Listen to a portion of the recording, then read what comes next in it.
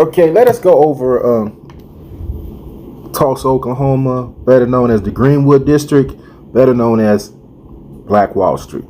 Because you know why we need to have this conversation? Because we're using Black Wall Street as victimhood.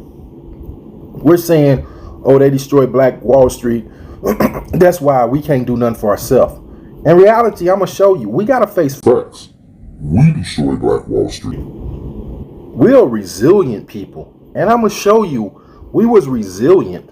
And I'm also going to show you something that all of you who say, I'm not my ancestors, I'm going to show you something too. But first, let's go over some historical facts from Wikipedia about Black Wall Street. You know, most blacks came to Black Wall Street around 1889 and 1891. You know, it was a booming ground. O.W. Gurley, he bought some land in Black Wall Street and he only sold it to colored people. Then another entrepreneur came and they built this like Black Wall Street where they had all these professional people. Black Wall Street did have its problems. People are not saying that. It did have gambling and prostitution, but it's fine. But we got this that other entrepreneur was J.B. Stanford. And we built Black Wall Street. We had Black Wall Street.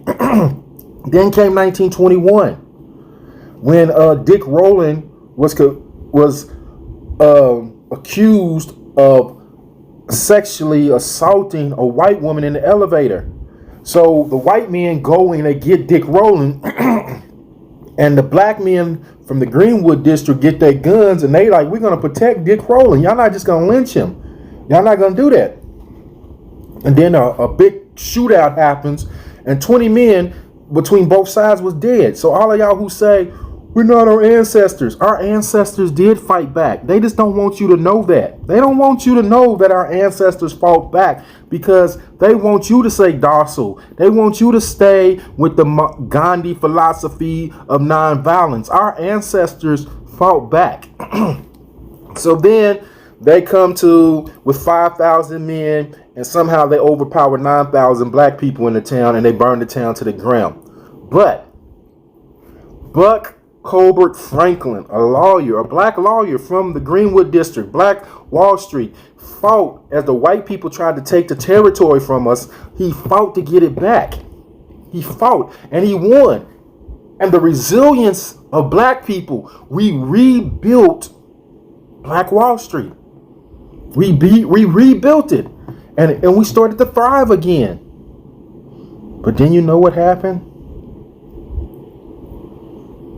1960 came desegregation, and black people felt like white water was colder, white beds slept better, white food tasted better.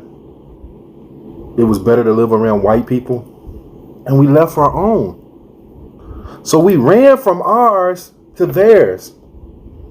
And while we're running to theirs, white people, Arabs, Asians, Indians, Mexicans, Hispanics, all ran to our neighborhoods and set up shop.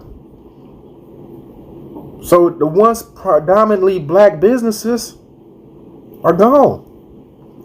Now when you go into the communities, you don't see predominantly black businesses. You barely see black people working in the community. We're prisoners in our own community. A community that can't feed itself can't survive. And if you have to go outside your community for work, you can't feed yourself. And that's what we're basically doing. We only get hired at these shops owned by outsiders to be security, or to sweep up if we're a bum. They give us a couple of dollars if we're down on our luck to sweep up, or they might even give us a bottle of beer or some stale ass donuts. But they don't hire none of us for professional jobs. That's why when they come across the border, they got jobs lined up already. When they come into America, they got jobs lined up. So they can bring in a college student. He can go to college and he can work in 7-Eleven or the corner store. Or they can bring in someone from Asia. They can work in the nail salon or the Chinese restaurant in our neighborhood. Or they can come from Mexico and sell fruit in our neighborhoods.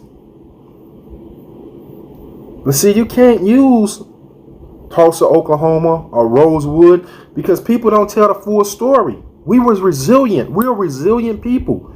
We rebuilt those towns. But then came 1960 and we gave it all up.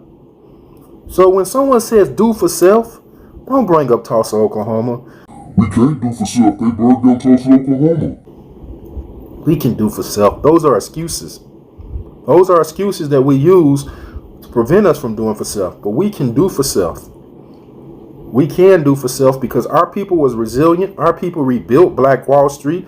Our people destroyed Black Wall Street when segregation came.